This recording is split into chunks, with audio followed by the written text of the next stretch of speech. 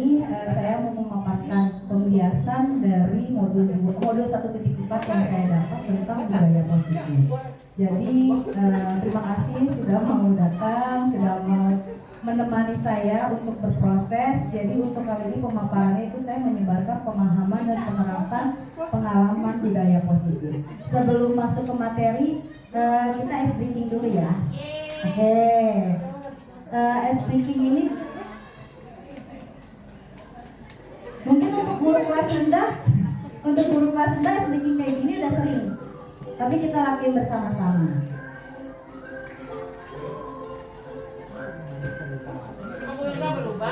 Ya alhamdulillah ya, masya Allah, cantik ya. Ayo semuanya boleh. Ke atas, menggapai bintang, tangan ke samping, burung yang terbang, tangan ke depan, ikan berenang, tunjukkan hati, siap berdoa. Takut tangan diputar, lunggu-lunggu tangan digulung, mulai melihat di pagar pondek, kanan kiri atas bawah siap berdoa. Satu jari kanan, satu jari kiri, gulung menjadi dua jembatan panjang, dua jari kanan, dua jari kiri, gulung menjadi empat, dua kamera cekrek, tiga jari kanan, tiga jari kiri, gulung menjadi enam, dua menara tinggi, empat jari kanan, empat jari kiri, gulung menjadi delapan, dua telinga lucu, lima jari kanan, lima jari kiri, gulung menjadi 10, siap berdoa.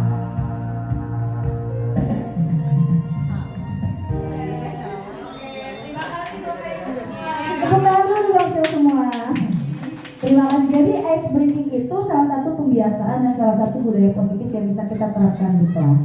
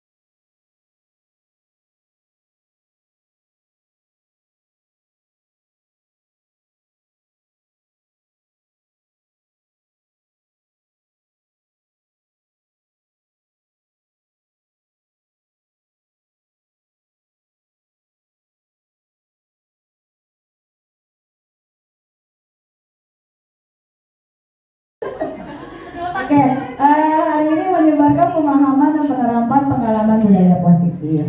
Sebelum masuk dan memperkenalkan apa itu budaya positif, saya mau menyampaikan bahwa di dalam modul 1 itu saya ada tentang tujuan pendidikan menurut Ki Haji Dewantara. Jadi KHD itu adalah Ki Haji Dewantara. Tujuan pendidikan itu apa sih? Menuntut segala kekuatan kodrat yang ada. KHD itu Ki Haji Dewantara. Tapi kita biasa kalau di penggerak itu biasanya menyebutnya KHD, Ki Hajar Dewantara, itu adalah singkatan. Tujuan dari pendidikan itu menurut Ki Hajar Dewantara itu menuntut segala kekuatan kodrat yang ada pada anak agar mereka dapat mencapai keselamatan dan kebahagiaan yang setinggi-tingginya, baik sebagai manusia maupun sebagai anggota masyarakat. Lalu ada intisari dan filosofi pendidikan. Menurut Ki Hajar Dewantara, pendidikan itu kita guru itu sebagai among, pendidikan itu sebagai sistem among. Sistem among itu apa sih? Guru itu harus mau merangkul, mengamong, melindungi peserta didik. Ya, keadaan apapun, tugas guru itu harus mau menemani, mendampingi, membersamai. Sebelumnya mohon maaf nih, nggak ada maksud untuk menceramah ya, apalagi terkesan menggurui. Cuma ini saya sampaikan apa yang saya dapatkan, ilmunya saya tularkan ke teman-teman, ilmu yang baik-baik. Yang kedua itu kodrat alam dan kodrat zaman. Setiap anak didik itu memiliki dua kodrat ya, kodrat alam dengan kodrat zaman. Maksudnya apa? Setiap anak itu memiliki nalurinya. Kodrat alam itu berkaitan dengan bermain. Makanya jangan heran kalau di dalam kelas ada anak-anak yang masih bermain, karena memang naluri anak itu bermain. Itu naluri alaminya. Terus yang kedua kodrat zaman. Kodrat zaman itu setiap anak pasti mengikuti perkembangan. Mungkin zaman dulu kita tidak tertarik, tidak ada malah ya yang berkaitan dengan gadget. Tapi dengan perkembangannya zaman anak sekarang, mereka tertarik dengan yang namanya gadget. Jadi anak itu membawa dua kodrat alam dan kodrat zaman. Yang ketiga itu trikon. Mungkin pernah dengar ya, apa coba? Tuturi Handayani, Ingarso, Samilado, Ingarso, sama terakhir Tuturi Handayani. Terus lanjut berhamba pada anak. Maksudnya berhamba pada anak bukan kita memuji anak, bukan kita memohon pada anak, tapi kita menjadikan anak adalah subjek, menjadikan anak adalah pusat tujuan kita untuk membersamai mereka. Terus yang selanjutnya adalah pendidikan yang berbudi pekerti. Seperti Bapak Ibu tahu bahwa sekarang ini mungkin yang kita hadapi adalah krisis budi pekerti. Ya, anak-anak itu nilai hormatnya sangat. Nah, kata Bu Tia, akhlaknya kurang wirna. Iya, saya mengakui, dan itu adalah tantangan kita. Pembentukan budi pekerti itu sangat perlu dalam sistem pendidikan. Kita harus membersamai anak bukan hanya dari akademiknya saja, tapi dalam membentuk proses pembentukan budi pekerti itu pun kita harus mau mendampingi. Dengan apa? Kalau di sekolah kita, alhamdulillah, piket pagi itu salah satu pembentukan budi pekerti. Terus upacara itu salah satu pembentukan budi pekerti. Bapak Ibu guru nanti di kelas pun boleh diingatkan bahwa pembentukan budi pekerti itu bukan hanya saat upacara atau bertemu guru, tapi dia mampu menerapkan nilai 5S. 5S itu apa? Sapa, senyum, salam, sapa, salam, senyum, santun, sopan. Oke. Oh iya, sopan, santun. Oke, makasih Wici. Terus bermain adalah kodratnya anak. Memang kita harus mengakui anak itu nalurinya bermain. Kita punya anak di rumah, ya kan? Melihat air, main air. Melihat pasir, main pasir. Dan itu yang harus kita yakini dan harus kita tahu, bahwa memang kodrat anak adalah bermain. Tugas guru itu memfasilitasi bermainnya mereka dengan cara apa? Menjadikan pembelajaran yang menarik, melewat pembelajaran yang melibatkan permainan. Mungkin kalau di kelas rendah biasanya hitung, kayak kemarin ya Bu Tuti, saya lihat statusnya di kelas rendah tuh mereka bermain dengan angka, anak-anak dikumpulin. Nah itu biasanya pembelajaran yang itu yang akan berkesan pada anak-anak. Jadi jangan menjadi pembelajaran yang teacher center, tapi harus student center.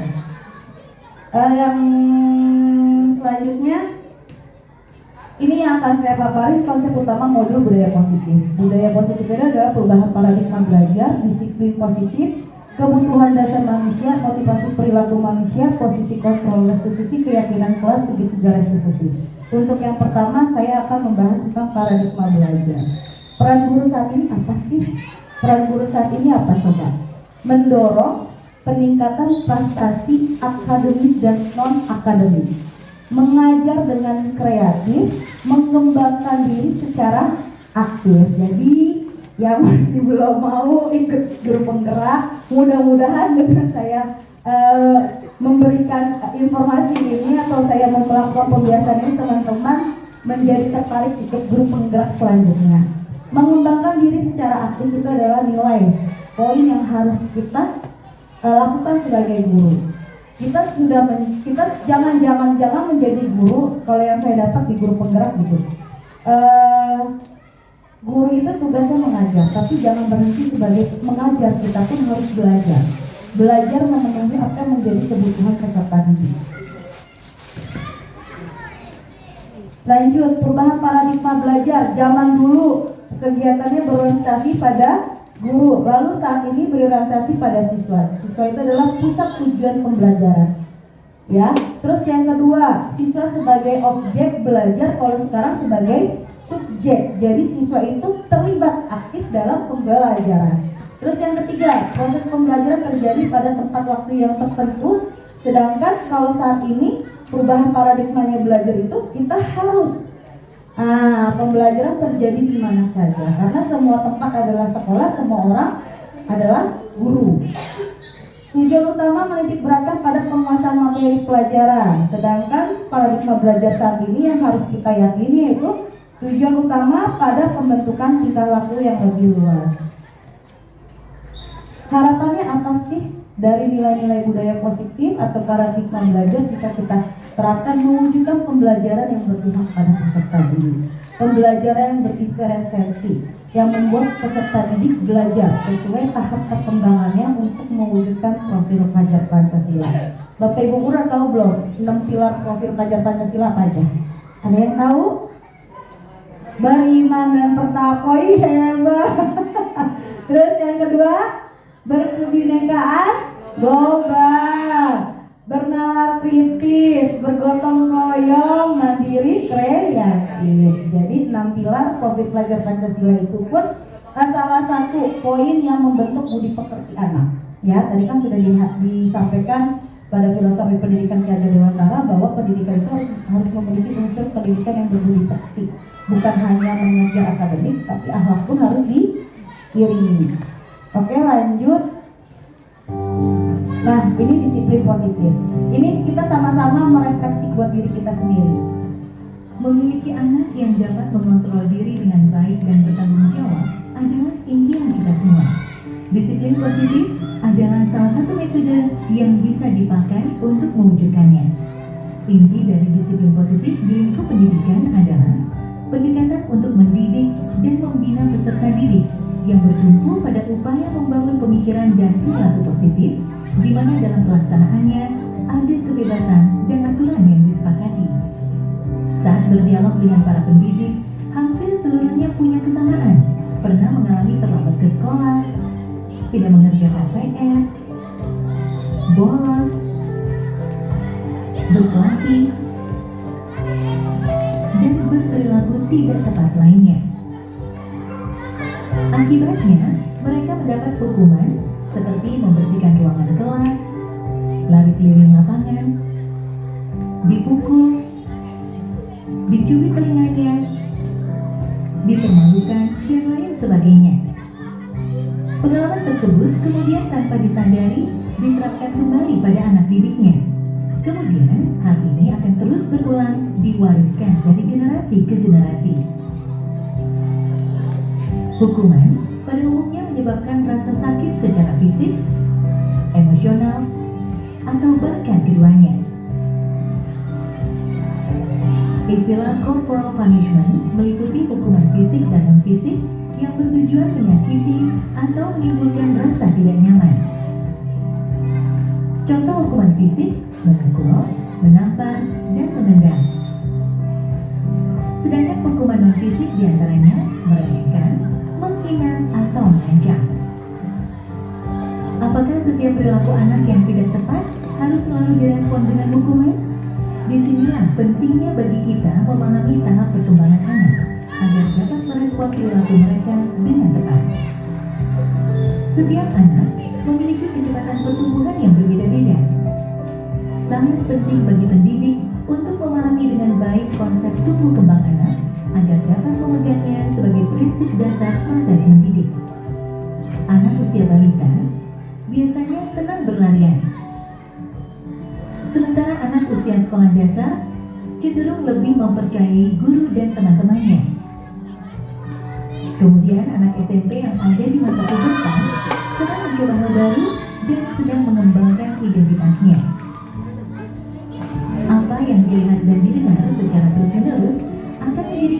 bagi mereka dan sekaligus membentuk ekspresi serta perilakunya. Lalu, bagaimana mengatasi konflik ketika perilaku anak tidak sesuai dengan harapan orang dewasa? Konsekuensi logis di dalam disiplin positiflah jawabannya. Konsekuensi logis adalah konsep paling dasar dalam logika. Dalam pendidikan, konsekuensi logis fokus pada solusi. Anak akan diajari mentaati aturan atas dasar kesadaran dan tanggung jawab. Anak juga mendapat penjelasan mengenai konsekuensi tindakan dan empati. Ada 2 syarat kondisi dan 4 prinsip dalam penerapan konsekuensi logis. 2 syarat kondisinya yaitu membangun koneksi sebelum mengoreksi perilaku dan selalu bertanya, bukan menasehati. Kemudian 4 prinsipnya adalah 1. Beralasan, 2. Berkaitan, 3. Menghargai, 4. Membantu. Dengan arahan konsekuensi logis ini, pendidik tetap harus secara konsisten memberi dukungan yang positif kepada peserta didik. Merasakan pujian dan cinta dari orang lain seperti guru, orang tua, dan teman-teman membuat anak terdorong untuk berperilaku baik dan positif. Kalimat seperti, "Saya telah melihat kerja kerasmu. Saya percaya bahwa kamu dapat melakukan yang lebih baik ke depannya." Semangat seperti itu tentu akan sangat berarti bagi mereka. Beberapa hal yang perlu diperhatikan saat memberikan dorongan positif diantaranya, mata dan nada suara kita sangat penting dalam menyampaikan pesan. Hindari membandingkan anak. Fokuslah pada kekuatan dan perilaku positif mereka. Dan ajaklah anak untuk melihat kesalahan sebagai salah satu proses belajar. Beberapa prinsip dasar dapat digunakan dalam pelaksanaan disiplin positif sehari-hari. Di antaranya yaitu, pastikan kita selalu mendengarkan sebelum memberikan pendapat atau keputusan. Bedakan antara perilaku dengan kepribadian anak. Kembangkan rasa saling menghargai. Jangan sungkan memberikan dorongan atau pujian. Dan pastinya, gunakan konsekuensi logis dalam mengatasi perilaku anak. Semua upaya yang kita lakukan bertujuan untuk membuat lingkungan berkembang dan belajar yang inklusif, aman, dan nyaman bagi anak. Situasi kondusif diharapkan dapat mendorong mereka mencapai prestasi yang setinggi-tingginya. Pendekatan disiplin positif sejauh ini telah menjadi metode yang mendukung agar anak dapat bertumbuh sesuai dengan potensinya dan membuat mereka dengan penuh kesadaran mengerti makna tanggung jawab atas pilihannya.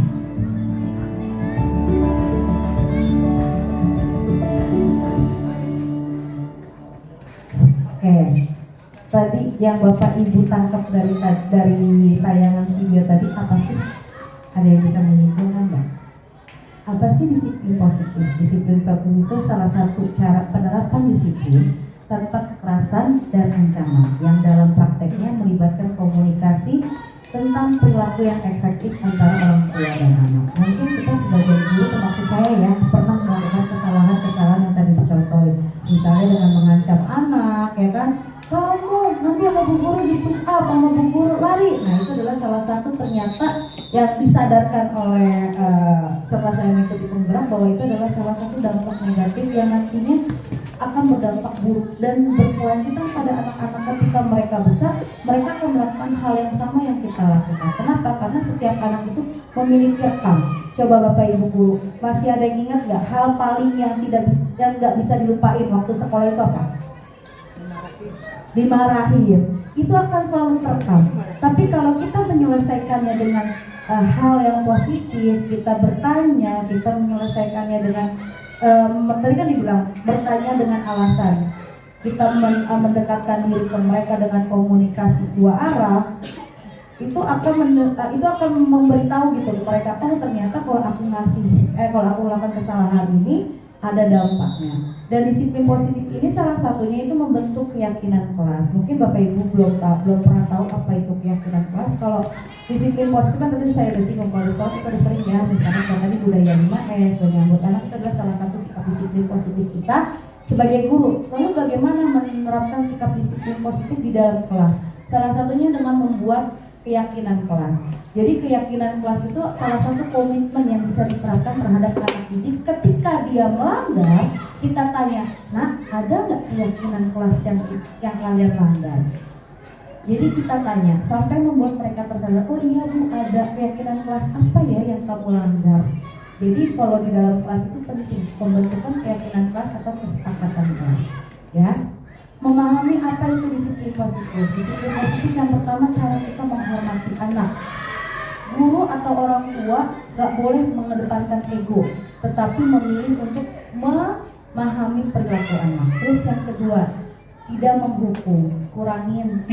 Hukumnya saya juga termasuk yang waktu awal-awal berasa banget ya disentilnya, ternyata apa yang selama ini kita anggap benar punya dampak yang luar biasa terhadap memori recordnya mereka gitu. Terus yang ketiga, mengajari tentang tanggung jawab, ya. Setiap anak yang memiliki mengalami masalah pasti dia mempunyai problem kebutuhan dasar. Anak itu sama seperti kita. Jadi gini, saya waktu itu disadarkan gini, anak itu sama seperti orang dewasa yang pernah melakukan kesalahan. Jadi mereka itu bukan versi dewasa kecilnya kita, tapi dia adalah anak yang memang harus kita arahkan, kita lindungi dan kita kemong gitu. Jadi kita lihat dari sisi psikisnya mereka. Ada kebutuhan dasar yang menyebabkan anak itu kenapa sih berperilaku misalkan nakal, berperilaku nyontek. Ternyata kebutuhan dasarnya mereka tidak terpenuhi. 5 kebutuhan dasar manusia. Yang pertama itu kasih sayang dan rasa diterima. Yang kedua kekuasaan, ketiga bertahan hidup, keempat kesenangan, yang kelima kebebasan. Kasih sayang dan rasa diterima. Mungkin Bapak Ibu pernah nggak nemu kasus yang berkaitan dengan kasih sayang dan pengen diterima? Apa? Biasanya anak ngapain? Untuk nyari-nyari perhatian supaya disayang. Kalau di kelas biasanya ngapain? Biasanya cari perhatian, caper ya, bolak-balik ke kamar mandi. Nak, pengen banget sih ke kamar mandi, kenapa? Berarti dia ada nilai dasarnya dia yang emang dia pengen penuhi, yaitu tentang rasa kasih sayang dan perhatian. Atau misalnya kita lagi selamat datang Ibu. Misalnya kita lagi ngejelasin, tiba-tiba ada anak yang cari-cari perhatian. Misalnya isengin temen, ya kan? Terus atau ada anak yang mereka berperilaku nakal, kita langsung menyimpulkan, pantas dia anak broken home. Tidak seperti itu. Ternyata ada kebutuhan dasarnya mereka yang harus kita penuhi dan kita harus sadari itu. Ya, yang kedua kekuasaan. Nah, kalau kekuasaan itu biasanya apa? Berasa pengen diakui. Di dalam kelas mungkin kita sering dapat ketemu anak-anak yang bosi, ya kan? Yang mengatur anak, berarti dia ada kebutuhan dasarnya dia yang harus kita penuhi. Kita harus tahu ternyata kekuasaannya dia kurang. Kita sebagai guru harus tahu bagaimana cara kita memenuhi kebutuhan dasarnya mereka. Bertahan hidup itu berkaitan dengan malak. Mungkin Bapak Ibu pernah ya, terutama kelas tinggi ya, ada anak yang malak. Kalau malak itu kasusnya banyak, kebutuhan dasarnya dia kekuasaannya dia terlihat kurang. Terus dia bertahan hidup juga kurang, rasa kebebasan pun dia juga kurang gitu. Nah, nilai-nilai kebutuhan dasar itu yang harus kita penuhi terhadap setiap masalah anak. Jadi jangan langsung menjudge, oh dia mah nakal dari kelas 2-nya gitu misalnya, oh dia mah emang tuh dulunya kayak gitu. Enggak, kita harus tahu apa sih yang menyebabkan mereka berperilaku seperti itu. Berarti kebutuhan dasarnya mereka ada yang harus kita penuhi.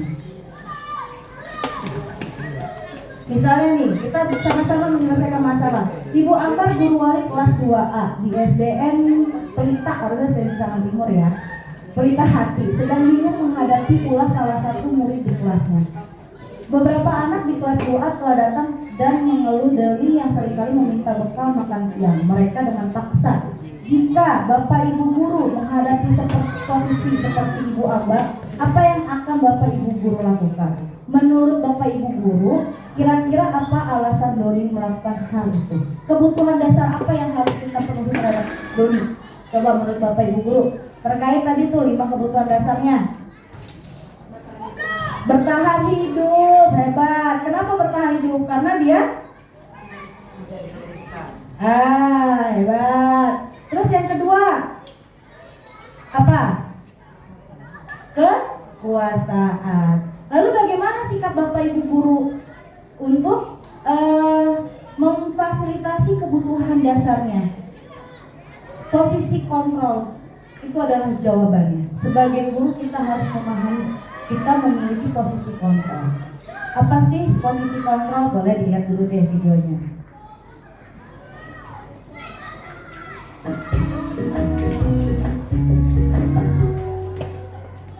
Salam bahagia Ibu dan Bapak Guru hebat.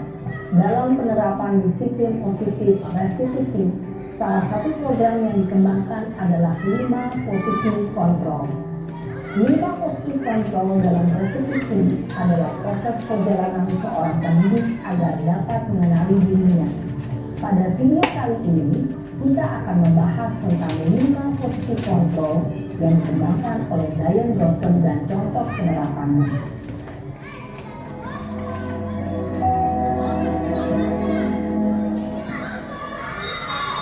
Lima posisi kontrol itu adalah 1. Posisi penghukum. 2. Posisi pembuat merasa bersalah. 3. Posisi teman. 4. Posisi pemantau atau monitor. Dan 5. Posisi manajer. Untuk lebih memahami kelima posisi tersebut, mari kita saksikan kasus Naren yang terlambat hadir 20 menit di sekolah dan melihat bagaimana kelima posisi kontrol dalam menghadapi masalah tersebut. Nah ini sering nih kita ngelakuin ini dalam kasusnya Karen, posisi penghukum.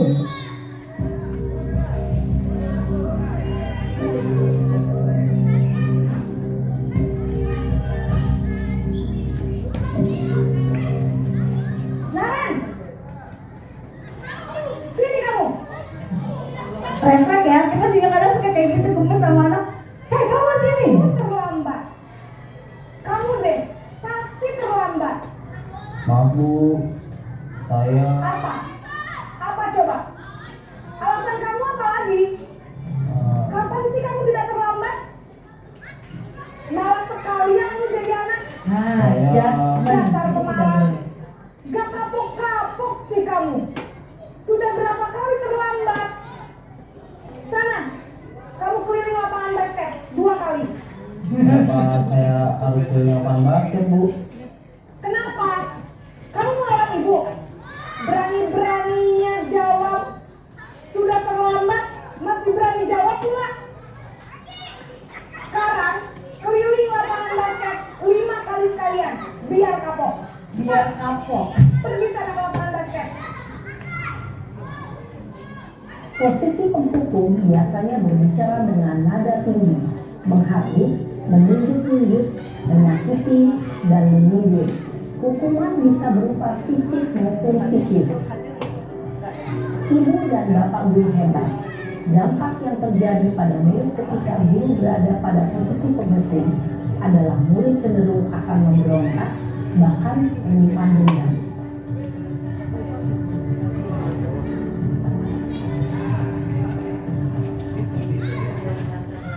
Si pembuat merasa bersalah.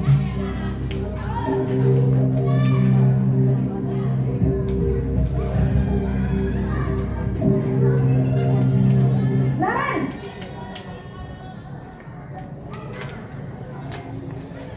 Selamat pagi Bu. Naren. Kamu kenapa terlambat lagi, nak? Ya Tuhan, Naren. Kamu tenang ya, bikin ibu susah ya. Kalau kamu terlambat lagi, nanti ibu yang ditegur bapak kepala sekolah, nak. Bisa nih, Pernah kita melakukan? Pernah, seperti itu. Ternyata ketika kita melakukan itu kita berada di posisi Maaf Bu. posisi kontrol yang tidak harus dilakukan. Kamu suka ya kalau ibu ditegur bapak kepala sekolah. Terus, sekarang ibu harus tulis apa nih di buku absen? Ini kamu sudah sering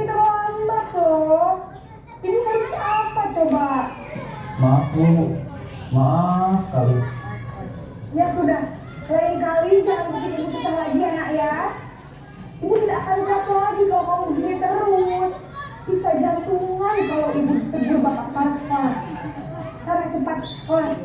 Maaf ya Bu, maaf sekali.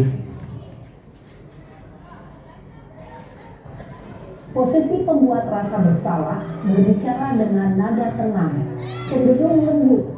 Namun kata-kata yang diutarakan membuat murid merasa menjadi orang yang gagal, memandang buruk dirinya sendiri, merasa tidak berharga, dan tidak sanggup membahagiakan orang lain.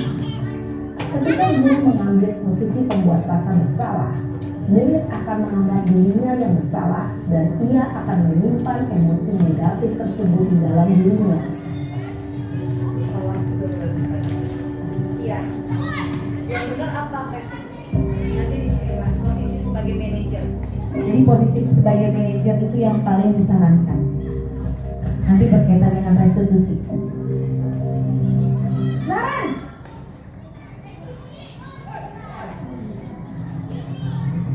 Selamat pagi Bu. wah sudah jam berapa ini nak? Terlambat lagi ya sayang. Saya ini, Abi, saya waktu nonton ini berasa di saya Bu. karena memang saya suka melakukan ini Jangan anak-anak. menyalahkan ibu kamu. Kamu bukannya anak yang larinya paling kencang. Kok terlambat sih? Iya Bu, saya memang terlambat bangun tadi. Jadi biarpun saya lari kencang, tetap ganti kejar Bu. Ya sudah sana. Nanti lain kali larinya lebih kencang lagi ya. Biar gak terlambat lagi. Bikin seneng ibu. Demi ibu. Bisa kan? Bisa lah Bu. Ya sudah sana masuk kelas. Ibu beresin urusan absen kamu. Kamu ini ada-ada saja. Dalam posisi teman, guru berbicara dengan nada suara ramah, akrab, cenderung bersenda gurau untuk menjaga suasana tetap santai. Murid akan merasa senang, aman, dan akrab dengan guru. Identitas yang tercipta adalah identitas sukses atau berhasil. Namun, perlu diingat, karena ini masih dorongan eksternal, maka ada faktor ketergantungan dari murid kepada orang tertentu. Biasanya faktor ketergantungannya jadi ngeremehkan. Di lain waktu, Bu gurunya baik, ya kan? Kita sering dapat penyimpulan dari orang-orang. Jadi ternyata itu murid akan bergantung. Posisi pemantau atau monitor.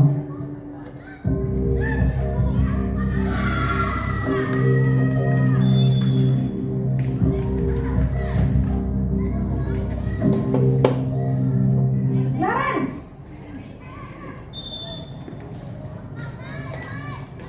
Selamat pagi Bu. Naren, apa peraturan sekolah kita tentang jam berapa kita harus masuk sekolah, nak? Kita harus di sekolah jam 7 Bu. Iya betul, sekarang sudah jam 7.20. Naren sudah tahu konsekuensinya jika terlambat hadir. Paham Bu. Saya harus tinggal kelas pas jam istirahat selama 20 menit. Iya benar, konsekuensinya demikian. Jadi nanti jam 9.30 pas istirahat, kamu harus tinggal di kelas, kerjakan tugas tambahan untuk ketertinggalan kamu, ya. Baik Bu. posisi pemantau mengandalkan penghitungan atau data untuk mengontrol murid. Guru mengarahkan murid berdasarkan peraturan dan konsekuensi. Seorang pemantau menunjukkan bahasa tubuh dan ekspresi wajah yang datar dan cenderung formal.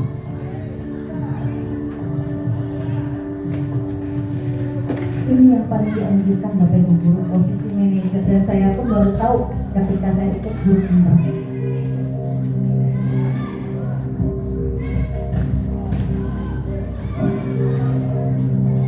Naren,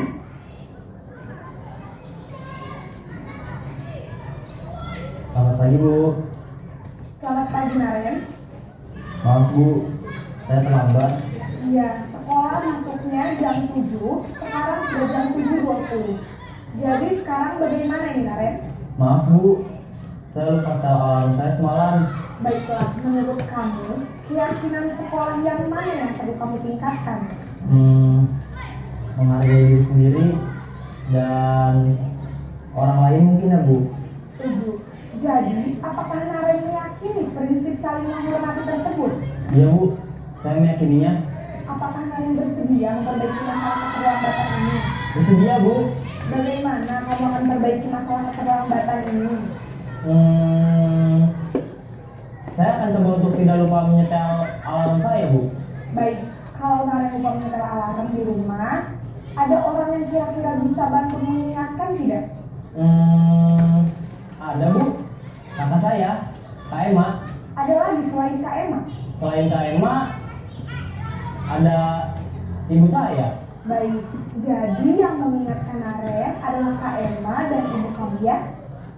Kira-kira akan mulai alarm kapan nih Naren? Setelah pulang sekolah, akan segera saya lakukan. Baik, jadi Naren akan setel alarm untuk bangun besok pagi dan akan diingatkan oleh kakak dan ibu dan Naren ya. Ada lagi yang mungkin perlu dilakukan Naren agar tidak terlambat bangun lagi? Tidak ada Bu. Baik Naren, terima kasih untuk kerjasama kamu. Sekarang kamu perlu kembali ke kelas untuk belajar. Baik Bu, terima kasih.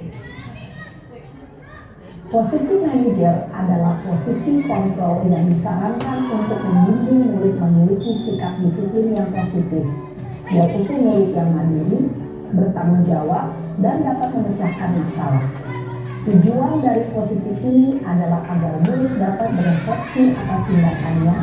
Guru akan dengan tulus memberikan pertanyaan-pertanyaan bermakna, sehingga membuat murid dapat belajar dari kesalahannya dan mencari sebuah solusi untuk menyelesaikannya. Ibu dan Bapak guru hebat, setelah mengamati adegan kelima posisi kontrol tadi, kira-kira posisi mana yang paling ideal? Posisi mana yang dapat menunjang motivasi intrinsik murid? Ya, tentu posisi manajer.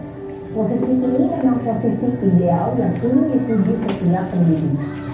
Pada posisi inilah, guru dapat menerapkan disiplin positif yang berpihak pada murid, yang memerdekakan murid.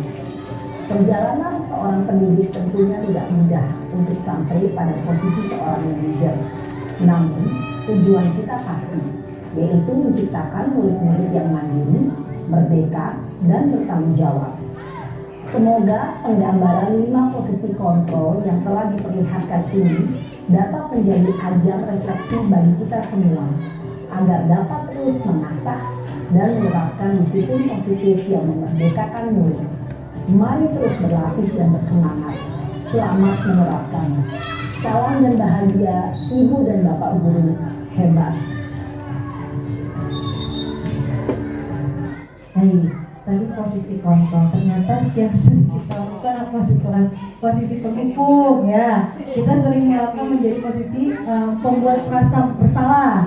Terus kita juga sering posisi sebagai teman yang saya yakini kayaknya seru deh memposisikan diri untuk berteman sama anak-anak sebagai teman. Ternyata itu juga kurang baik. Lalu posisi apa yang memang pas sebagai seorang pendidik? Posisi manajer. Posisi manajer itu menanyakan sebab akibat. Jadi kita menanyakan hal-hal apa yang misalnya kalau mereka lakukan, kalau mereka ulang itu apa? Kita harus jelaskan. Jadi ada komunikasi dua arah, ya. Ada sebab, ada akibat. Itu poinnya. Dalam posisi kontrol ini, motivasi eksternal itu ada termasuknya itu ke dalam penghukum, pembuat rasa bersalah. Eksternal itu artinya terlihat, dampaknya itu terlihat. Kalau intrik itu dari dalam. Jadi motivasi eksternal itu ada di penghukum, pembuat orang merasa bersalah. Biasanya guru identiknya dengan menghardik, nunjuk-nunjuk, menyakiti, menyindir. Terus paling sering guru berkatanya apa kalau lagi ngehukum? Apa coba? Kamu nih lari. Nah, itu adalah salah satu posisi penghukum, lebih ke fisik. Hasilnya apa? Menjadikan murid yang terdendam, murid yang marah, yang membuat luka. Setiap hentakan yang kita berikan terhadap anak itu dapat merusak sel-sel memori baiknya dia, bahkan miliaran di dalam otaknya. Yang kedua, pembuat orang merasa bersalah. Biasanya guru berbuat apa? Berceramah, menunjukkan kekecewaan mendalam. Nah, nanti kamu kalau kayak gitu gue mau yang ditegur-tegur mulu. Nah, kamu nggak sayang sama bu guru. Nah, itu adalah posisi pembuat orang merasa bersalah. Hasilnya apa jika kita sering melakukan? Anak-anak itu akan berbohong, menyangka untuk dikasihani. Tadi dikasih kesempatan sama bu guru, pasti dia besoknya akan melakukan pembohongan. Jadi tidak menghasilkan solusi pada tindakan-tindakan yang belum baik. Terus identitas berhasil dimotivasi instruktif. Biasanya teman pun juga sebagai posisi kontrol kurang dianjurkan. Kenapa? Karena hasilnya mengakibatkan ketergantungan. Yang tadi saya bilang, kamu guru ini, bu, aku telat besok ya. Itu kan biasanya anak seperti itu ya. Terus sebagai pemantau, hasilnya apa? Anak-anak itu menyesuaikan bila diawasi di depan guru baik nih. Ada nih saya punya murid, saya pun disadarkan gitu. Oh, ternyata kalau anak yang mukanya dua, depan saya cakep, bermakhluk manis, tapi kata guru lain enggak sama saya. Ternyata saya sudah melakukan posisi kontrol yang salah sebagai apa? Pemantau. Jadi dia anak yang identik dengan melakukan hal tersebut, berarti kita posisi kontrolnya yang salah. Kita sebagai pemantau. Jadi membuat mereka untuk menyesuaikan bila diawasin baik-baik depan guru tuh, cakep-cakep depan guru. Kalau ada gurunya, nggak ada gurunya ya udah. Ada kan kayak gitu ya bapak guru, ibu guru kalau di kelas ya banyak atau ujung-ujung. Terus posisi kontrol diri. Nah, posisi manajer inilah yang paling disarankan. Mengajukan pertanyaan-pertanyaan, menjalin komunikasi dua arah. Apa yang kita yakini? Tadi di awal sudah saya singgung bahwa di dalam kelas itu kita harus membuat keyakinan kelas atau kesepakatan kelas yang awalnya dari anak. Ketika dia melanggar, kita tanya, ada nggak nak ya keyakinan atau kesepakatan kelas yang kalian langgar? Ada bu. Kalau kamu sudah melakukan itu, kira-kira kamu akan tetap melakukan hal itu nggak nak? Enggak bu, saya nggak mau. Nah, berilah pertanyaan-pertanyaan yang dapat menstimulus rasa bertanggung jawabnya anak, sehingga anak tahu, oh ternyata kalau aku begini, aku akan begini, ya. Itu dampaknya apa? Menguatkan pembentukan karakter pada anak. Restitusi segitiga, mungkin Bapak Ibu guru baru dengar ya tentang restitusi segitiga. Ini adalah salah satu penerapan segitiga restitusi dari keberlanjutan posisi manajer. Bagaimana kita memberikan motivasi kepada anak-anak ketika menerapkan segitiga restitusi. Pada video kali ini kita akan membahas tentang salah satu program disiplin positif yang diterapkan di lingkungan sekolah yang dikenal dengan nama restitusi.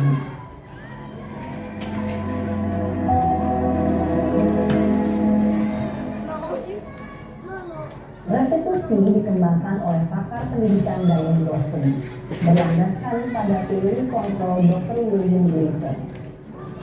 Segitiga restitusi adalah suatu proses dialog yang dijalankan oleh guru atau orang tua agar dapat menghasilkan murid yang mandiri dan bertanggung jawab.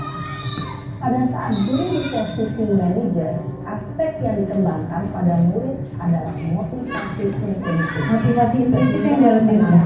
Jadi dalam dirinya dia terpacu dapat tumbuh dan berkembang sesuai dari suatu kebiasaan positif yang akhirnya membentuk karakter murid. Proses dialog ini terdiri dari 3 langkah yang digambarkan pada ketiga sisi pada segitiga restitusi. Sisi pertama adalah menstabilkan identitas. Ketika anak melakukan kesalahan, yang harus kita lakukan adalah menstabilkan identitas. Terus yang kedua, validasi atas tindakan mereka. Yang ketiga, menanyakan keyakinan. Itu 3 poin dari 3 restitusi. Akan ditunjukkan bagaimana seorang guru berada dalam posisi manajer menggunakan penerapan segitiga restitusi.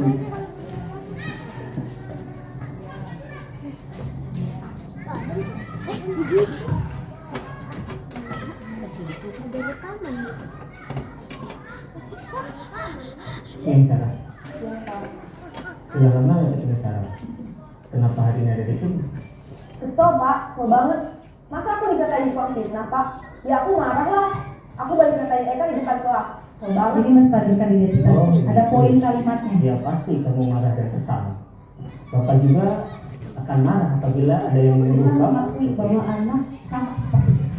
Kita kalau Kemudian? kita marah juga kan? Pada saat itu kamu mau melakukan apa?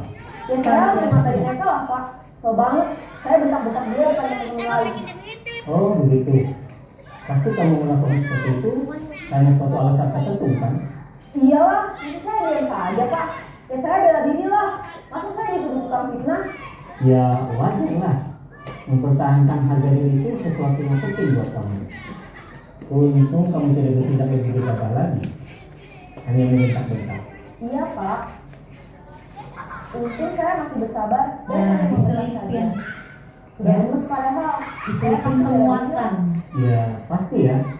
Tapi kamu memilih untuk tetap bertahan dan sabar. Itu adalah salah satu kalimat Kamu penguatan. memilih untuk tidak berbuat lebih parah lagi kan? Iya. Nah, sekarang coba kita lihat lagi tindakan kamu yang bentak-bentak Eka di kelas. Tindakan kamu itu kira-kira sesuai dengan keyakinan kelas atau prinsip kamu tidak? Enggak lah Pak. Capek Pak jadi pemarah. Jadi keyakinan atau prinsip mana yang kurang sesuai dengan keinginan kamu? Ya, saya sebenarnya sangat menghargai orang lain.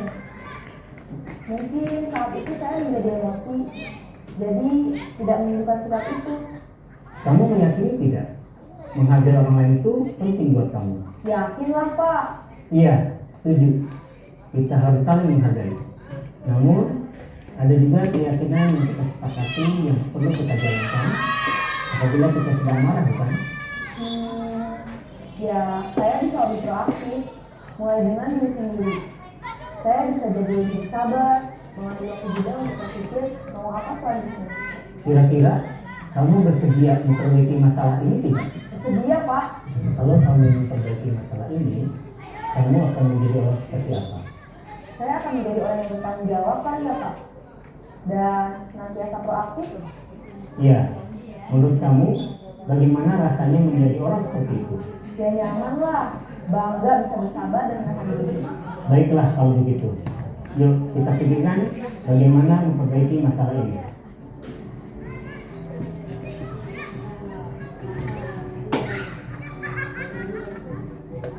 Ibu dan Bapak guru hebat. Baru saja kita menyaksikan contoh bagaimana seorang guru berada dalam posisi manajer menggunakan penerapan segitiga restitusi. Mari kita bahas satu persatu.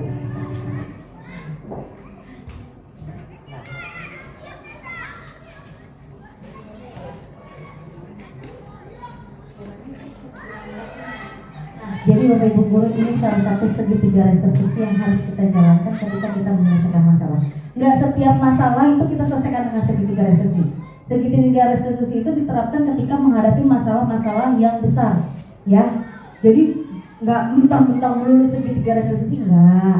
Cuma disarankan ya untuk masalah-masalah poin yang besar itu kalau bisa kita gunakan segitiga restitusi. Tapi poin terpentingnya adalah ketika kita misalkan meluruskan anak ketika dia melakukan kesalahan, itu ada komunikasi dua arah, ya. Ada pertanyaan-pertanyaan memantik yang membangkitkan rasa bertanggung jawabnya mereka, yang membangkitkan rasa kemandiriannya mereka, ya. Jadi itu poin-poin pentingnya. Menstabilkan identitas itu biasanya kalimatnya setiap orang pasti pernah melakukan kesalahan. Kamu bukan satu-satunya yang pernah melakukan ini. Terus abis kita menstabilkan identitas, kita kemana? Kita validasi tindakannya mereka. Kamu tentu punya alasan mengapa melakukan itu. Atau adakah cara yang lebih efektif untuk mendapatkan apa yang kamu butuhkan? Tadi kan saya sudah bilang setiap anak nakal berarti ada kebutuhan dasarnya mereka yang tidak terpenuhi. Lalu habis validasi tindakan yang salah apa?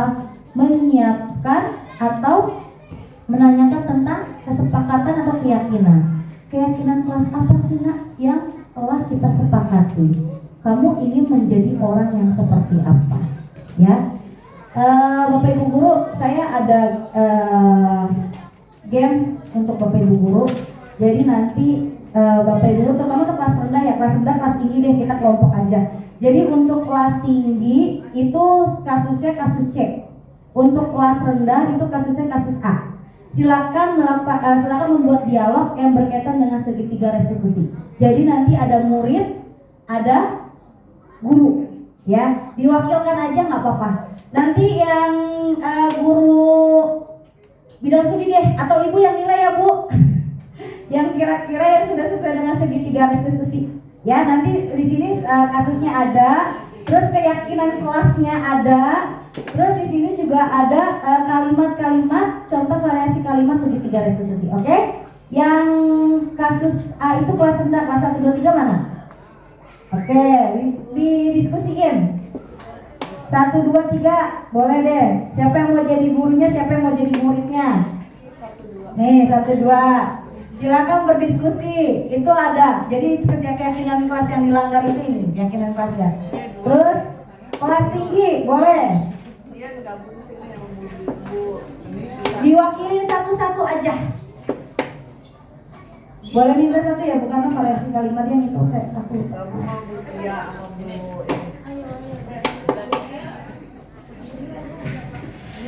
Nih, kalimat-kalimatnya. Kalimat-kalimat. Jadi, ini kasusnya, ini keyakinan kelasnya yang sudah disepakati. Nanti ada kalimatnya, kesepakatan apa yang sudah kamu langgar, nah, ini kan keyakinan apa yang belum kamu tunjukkan, belum, enggak semua, cuma baca dulu kasusnya. Kasusnya itu yang C, kasus C. Jadi bapak ibu guru ya sebagai guru ya menyelesaikan anak berdasarkan segitiga restitusi. Ya jadi ada menanyakan identitas, validasi, terus menanyakan keyakinan gitu. Itu boleh dipilih kalimatnya ada yang boleh berbuat salah itu tidak apa-apa atau tidak ada masalah yang sempurna. Nanti silakan bikin cara bicaranya. Tadi kan udah disampaikan itu. Ibu Reni, mohon maaf. Saya kasih waktu 10 menit cukup ya. Kasusnya yang di atas. Bikin dialog, kasusnya di atas. Tapi tolong lampirkan kalimat-kalimat, variasi kalimat yang berkaitan dengan segitiga restitusinya. Kalau nggak salah ini kasusnya membuli temannya karena nilainya jelek.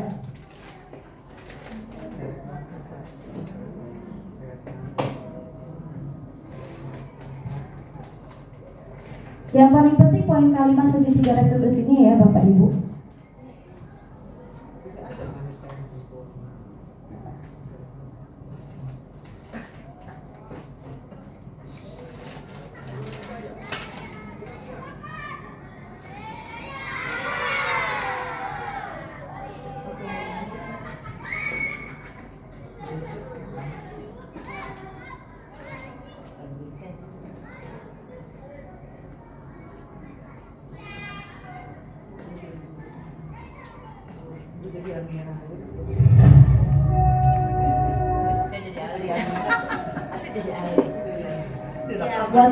Jadi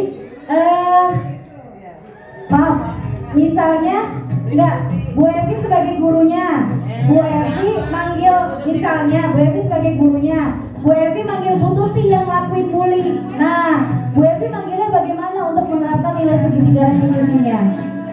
Tadi nama anaknya siapa? Saya lupa, Edi ya? Yang ngebully siapa? Oh ya Ali, tadi Bu Guru lihat kamu sepertinya ngatain teman kamu. Tanya, di sini ada menstabilkan identitas. Apa benar itu? Ya, apa benar kamu melakukan itu, Nak? Iya benar Bu Guru, aku ngelakuin itu. Kenapa kamu melakukan itu? Ya kan? Sekarang Bu Guru, yuk sama-sama kita mencari solusi. Itu kan ada tuh kalimatnya kan menstabilkan identitas. Kita mencarikan solusi dari permasalahan ini. Menurut kamu, pasti kamu punya alasan kan kenapa kamu melakukan hal tersebut. Misalnya si Alinya, abis Bu, karir saya, abis Bu, punya nilai bagus kan bangga Bu, makanya saya pamer, kalau saya norak. Nah, kamu merasa bangga terhadap hasil yang kamu dapatkan, tapi ada nggak orang lain yang merasa dirugikan? Dijawab sama, ada Bu, aku ngerugiin ini, aku pikir kalau aku kayak gitu, itu hal yang biasa aja. Ternyata itu membuat hati Mira sedih. Lalu ditanya, apa keyakinan kelas yang apa tindakan kamu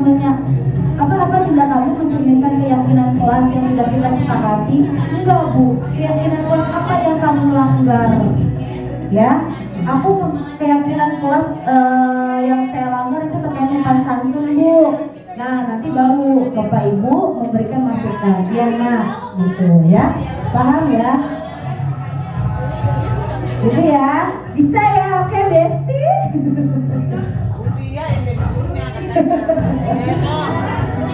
Dia langsung diterapkan.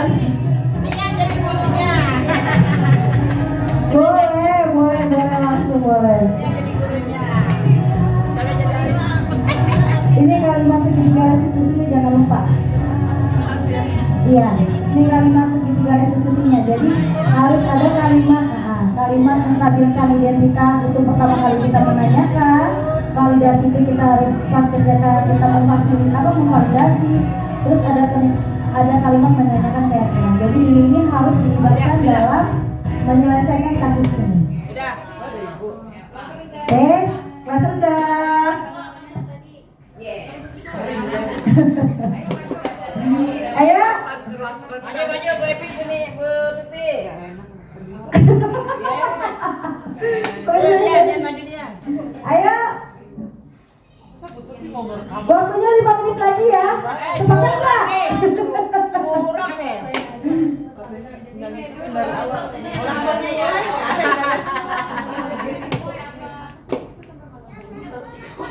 Jadi gurunya. Saya jadi Amira, kamu jadi Ali.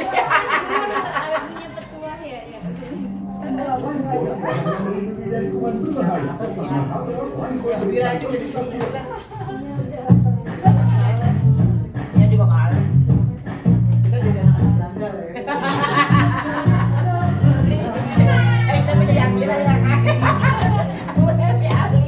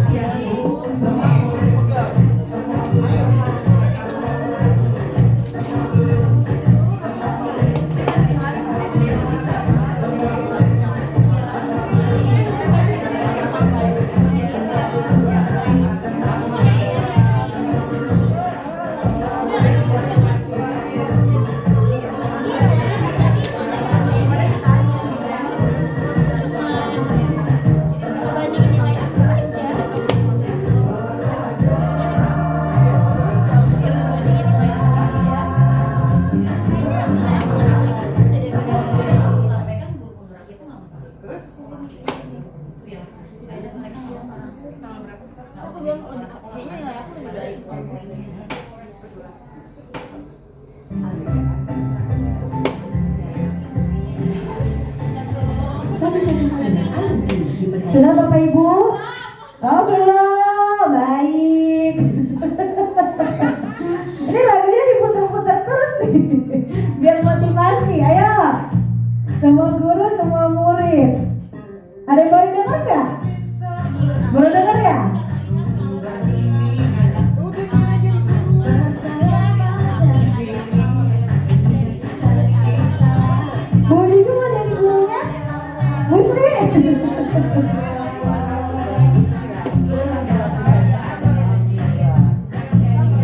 kelas rendah?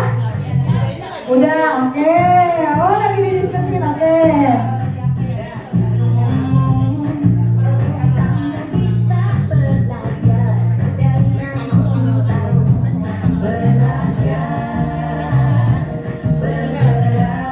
Bapak Ibu guru, mohon maaf ya kalau ada kelambatan waktu pulang. Mohon maaf banget. Tinggal dikit lagi kok. Tinggal habis ini kita selesai, kita menyimpulkan baru selesai.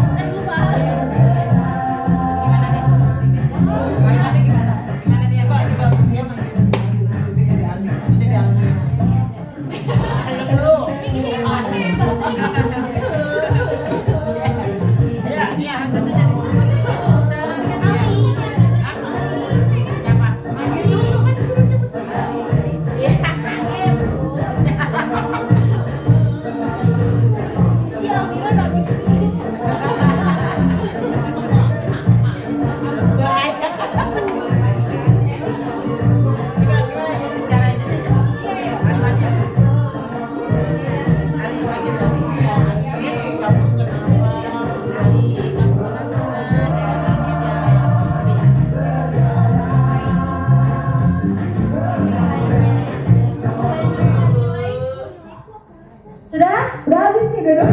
Sudah ya? Oke, siap. Kelas rendah sama kelas tinggi boleh diwakilin, siapa yang maju duluan? Sweet. Udah tadi Oh, rendah dulu kata ibu. Nih mohon maaf nih ibu guru kelas rendah, ibu nyuruh kelas rendah dulu katanya. Wow, ayo. Ayo. Ayo maju. Oh iya, kelas rendah kan gitu. Ayo pinter, soleh. Ya. Boleh dibawa. Ingat ya Bapak Ibu, kuncinya adalah kalimat-kalimat segitiga restitusi. Ya. Jadi dalam menyelesaikan masalah itu kalimat-kalimat segitiga restitusinya harus dilampirkan. Oke, tepuk tangan dulu dong buat guru kelas 1. Ini kayaknya kelas 5 panjang banget. Kelas tinggi. Oh, sesuai. Sekarang bantuin, aku yang dibully, aku yang bantuin. Mana coba? Baik banget. Oke, tepuk tangan. Ibu siap yang jadi juri ya Bu ya? Oh ibu. Ya udah, guru bilang tadi ya yang di belakang. Kita nilai. Oh sebagai saksi, oke. Akan tepuk tangan buat guru kelas rendah. Oke, ini mic-nya boleh. Gak apa-apa. Enggak. Tapi masuk ke kamera aja nggak? Tes. Oke, ini ada 2 nih. Siapa bu gurunya? Oh, Bu Tia.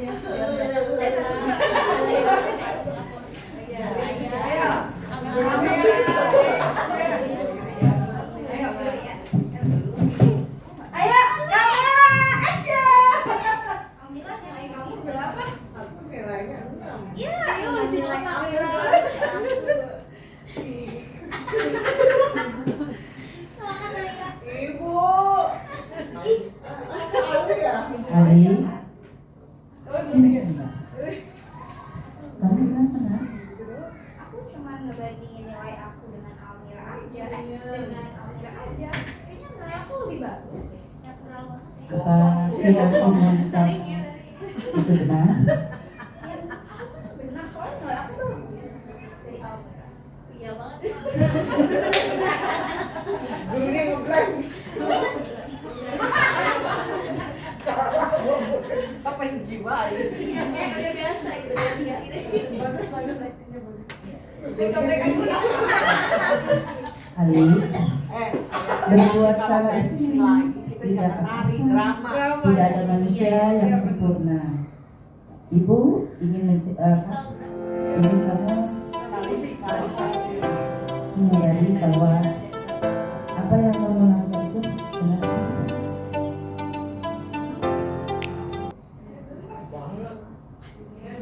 Ya, setiap manusia itu memang suka berjasa, tetapi bukan berarti manusia itu sempurna.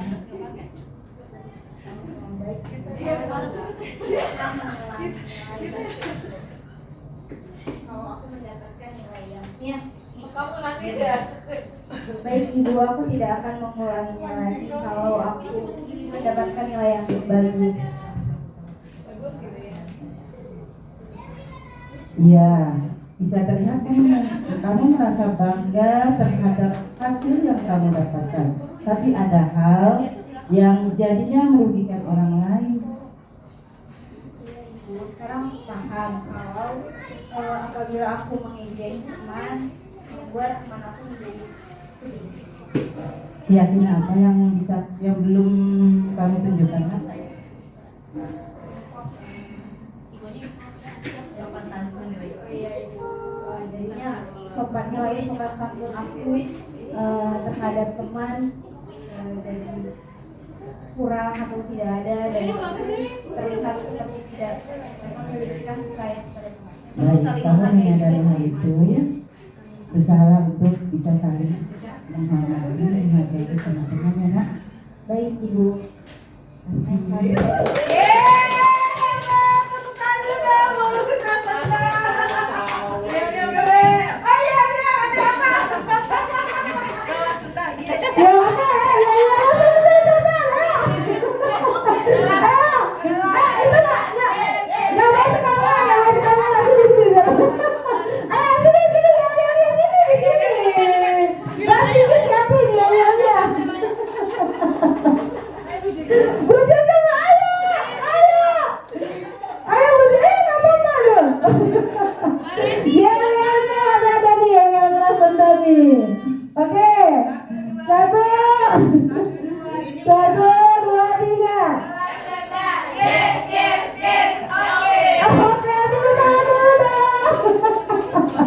Oke, keren.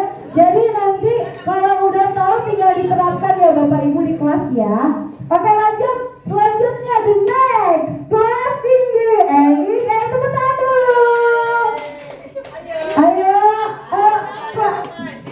ayo maju, jangan malu-malu. Durasi. Guru pakai rok. Ayo guru pakai rok. Oh, Saya jadi nakalnya coba. mungkin kalau masih mukanya masih anak-anak banget kali ya. Jadi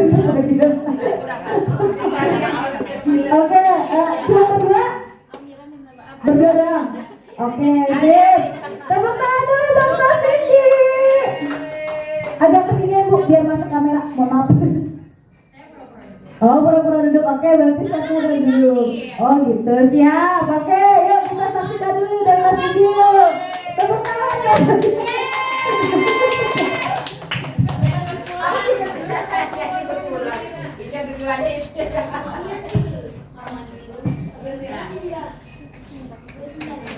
Ciko, Iya Bu. apa yang kamu lakukan di sini Ciko? Saya bosan Bu ngerjain tiket nggak selesai-selesai.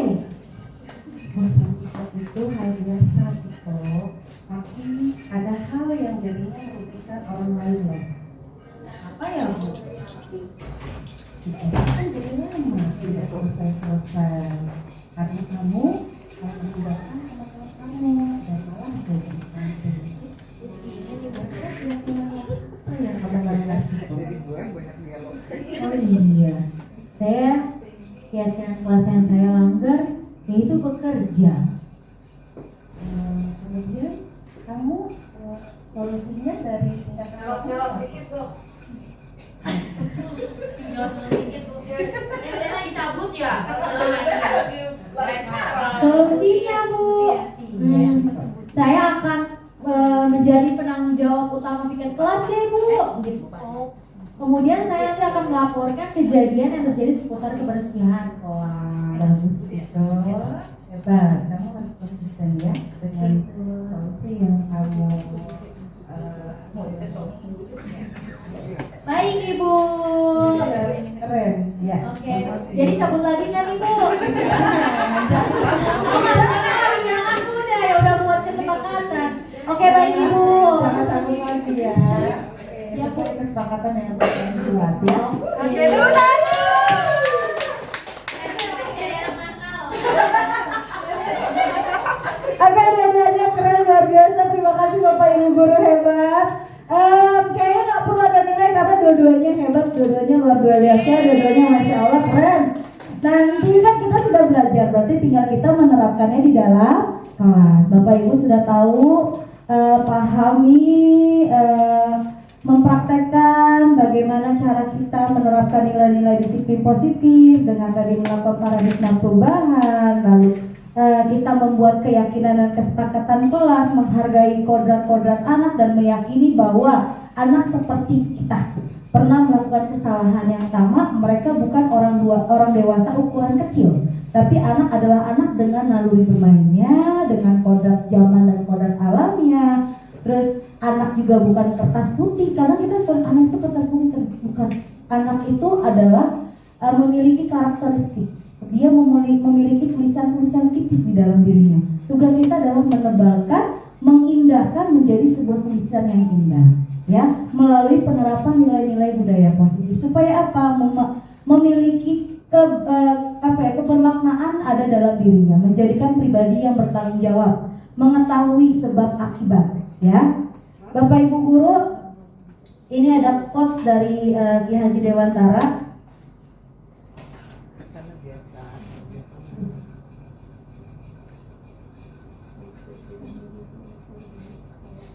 Setiap tempat adalah sekolah, setiap orang adalah guru. Kita tetap apa? Oh nggak kelihatan, oke digedein. Oh mati, oke saya bacain aja nggak apa-apa.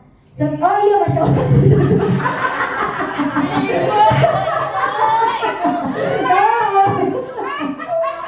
Oke, setiap tempat adalah sekolah, setiap orang adalah guru. Kita sebagai guru tetap belajar walaupun sudah mengajar. Itu adalah poin terpenting ketika menjadi guru, ya. Jangan pernah berhenti belajar walau kita sudah mengajar, karena guru itu harus mengikuti perkembangan kodrat alam dan kodrat zaman pada peserta didik. Terima kasih paparan dari saya, kurang lebihnya saya mohon maaf, tidak bermaksud menggurui. Oh ya, satu lagi pesannya, Bapak Ibu guru, saya mengajak untuk teman-teman guru muda, yuk daftar di guru penggerak. Guru penggerak itu guru penggerak itu jangan lihat nanti jadi kepala sekolahnya, enggak. Itu bukan poin terbesarnya kok. Poin terbesarnya adalah kita melakukan perubahan pada diri kita sendiri. Mau jadi guru, bagaimana kita di masa depan, ya. Jadi saya tunggu kesediaannya untuk mengikuti guru penggerak angkatan 10. Kalau yang mau butuh esai saya nanti saya berikan. Ada yang mau tanya-tanya saya pasti saya bantu. Yang jelas suksesnya sekolah, suksesnya ekosistem sekolah, keberhasilan sekolah itu ada di tangan kita. Guru-guru hebat, guru-guru kreatif, dan guru-guru yang memiliki nilai inovatif. Cukup sekian dari saya. Wassalamualaikum warahmatullahi wabarakatuh.